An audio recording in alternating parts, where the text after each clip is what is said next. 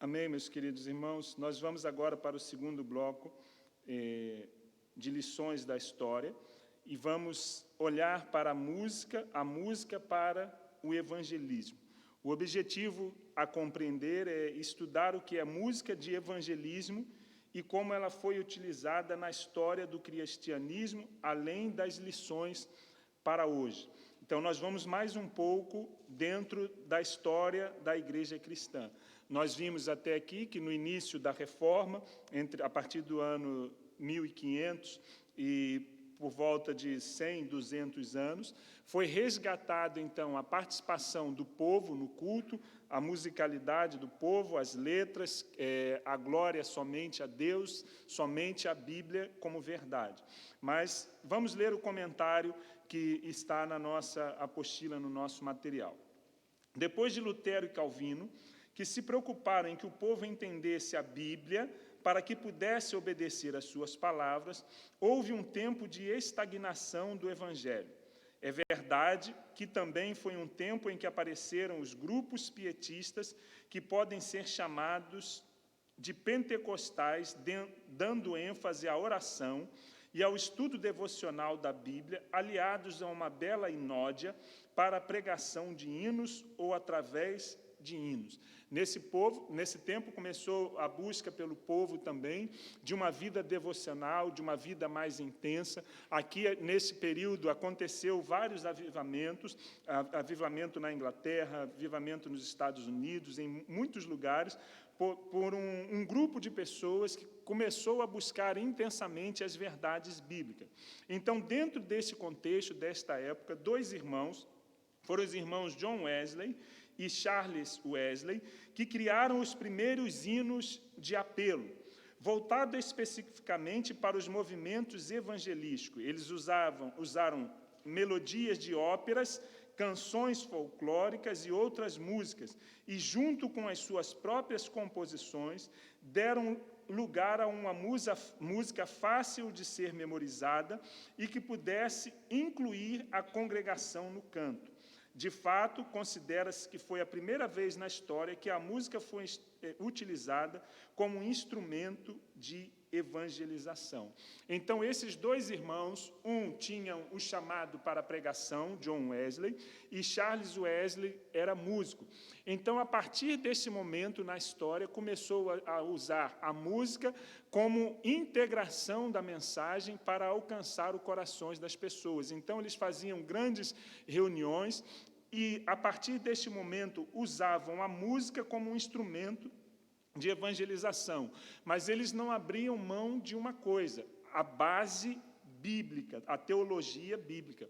Ontem foi-nos feita uma pergunta, pelo nosso irmão Narciso, sobre a variedade de ritmos. E nós vamos ver que esses irmãos, dentro do contexto onde eles viviam, eles usaram músicas que faziam parte do repertório folclórico do seu tempo. Então, usaram músicas conhecidas pelo povo e aplicaram canções. Hoje, quando nós ouvimos algumas canções, e tem uma, eu não recordo agora o título da música, mas é uma canção muito popular no mundo dos anos 80, que, na verdade, esta música é baseada em hinos que foram cantados pela igreja neste contexto. Então, eles usavam as canções da sua época e colocavam as músicas com a letra. Então, nós sabemos que podemos usar com sabedoria, com discernimento, ritmos para alcançar pessoas. Então, eles faziam isso como uma estratégia de evangelização, não propriamente para o culto. Então, faziam grandes eventos em praças, alguém tocava, no caso Charles Wesley, e o seu irmão pregava. Então, a música estava aliada para a evangelização. Então, isso é um instrumento importante, a música é uma ferramenta importantíssima também para a evangelização, desde que tenha uma base bíblica e teológica. Vamos ler o comentário. De uma condição, os irmãos Wesley não abriram mão: a teologia bíblica.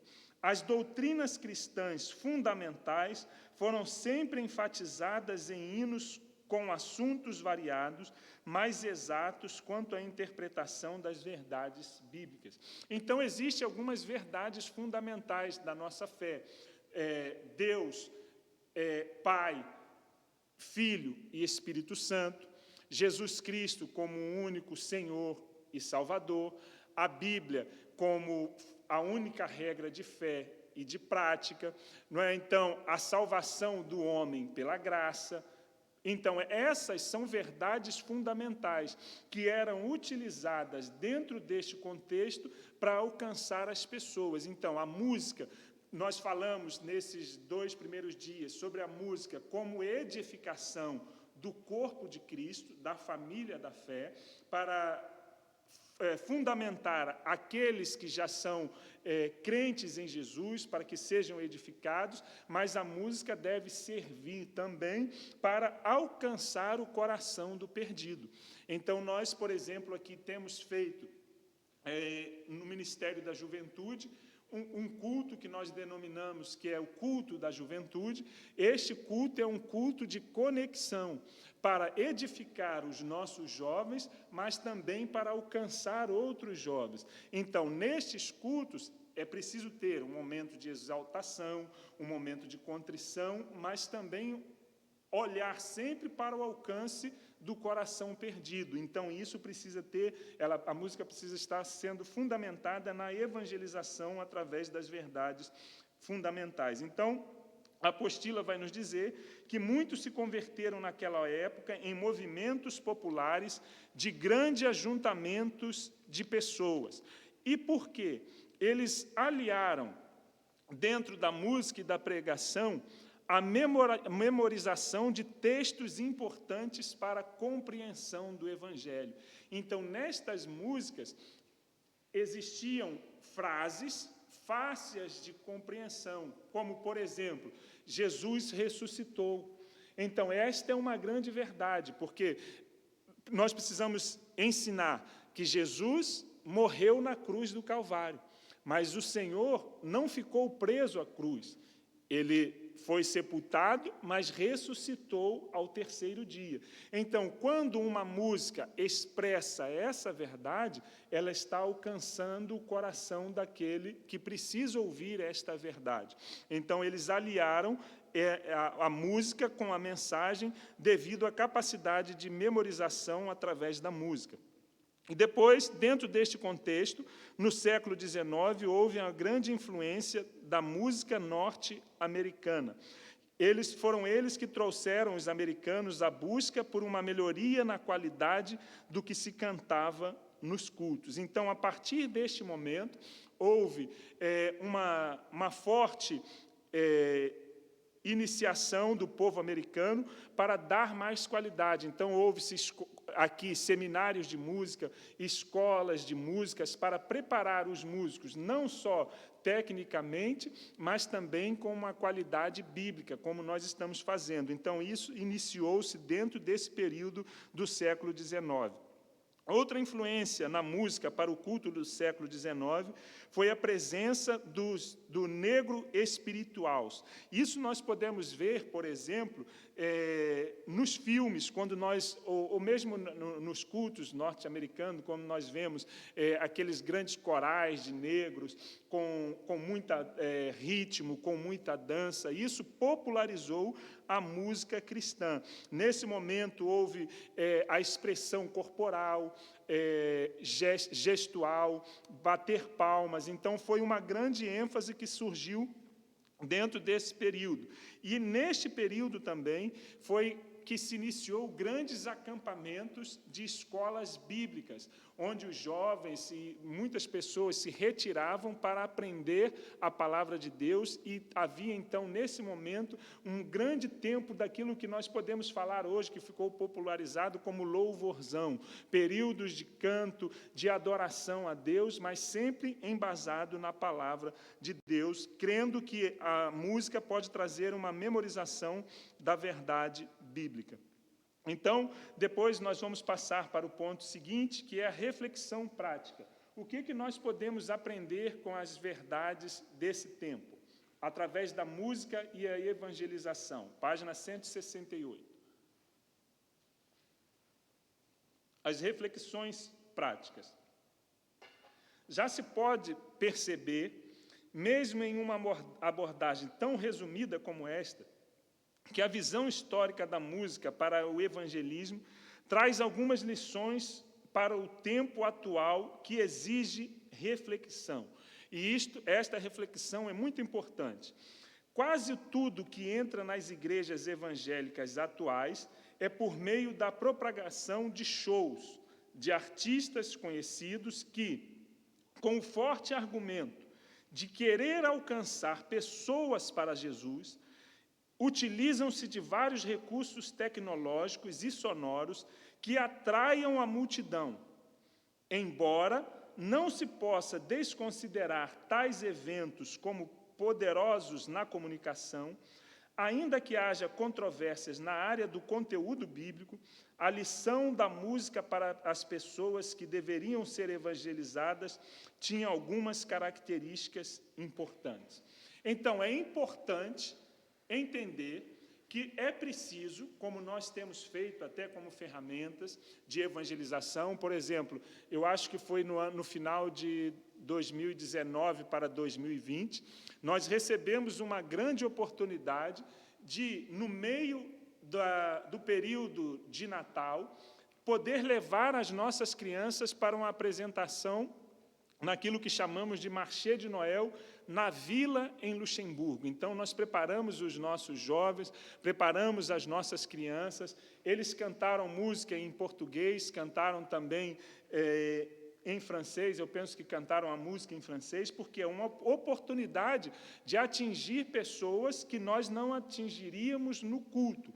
Mas, dentro desta visão, esses irmãos, no caso, Charles Wesley, John Wesley, e aqueles que participaram dentro desse movimento, nós precisamos ter algumas características para abordar a música dentro deste contexto.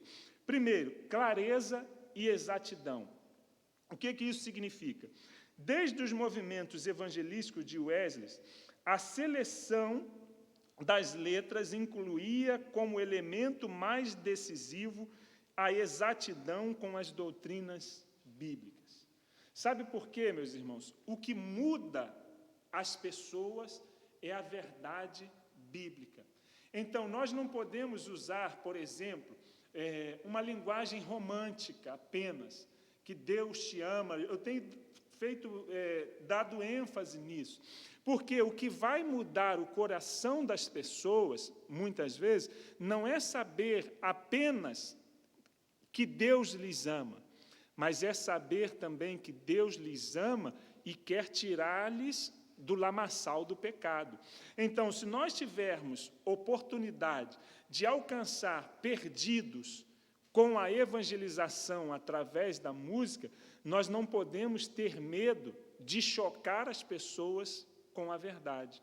Então, algumas vezes, nós ainda não tivemos uma grande experiência, mas há pessoas que conseguem atrair milhares de pessoas para ouvir a palavra através da música, mas não têm clareza e exatidão doutrinária. Então, esses irmãos, eles nos ensinam, e essa parte da história nos ensina, que é preciso ter seleção de letras que inclua como elemento mais decisivo as doutrinas bíblicas, expostas por meio do canto e da música, junto com a clareza de expressão.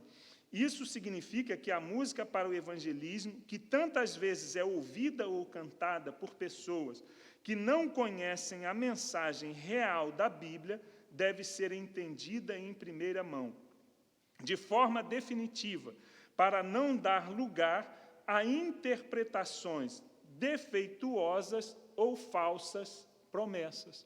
É o que tem acontecido. Algumas vezes, falsas promessas têm sido cantadas e as pessoas têm absorvido isso. Então, nós precisamos ter clareza e exatidão na mensagem. A música de evangelismo deve ser entendida claramente e deve ser coincidentemente em todos os pontos com a doutrina bíblica. Depois, dentro da clareza e exatidão, é preciso ter profundidade na mensagem. Eu já fiz esta reflexão, e um outro aspecto importantíssimo que esses irmãos na história deixaram para nós é que a congregação precisa ser incluída no momento do louvor e da adoração a Deus.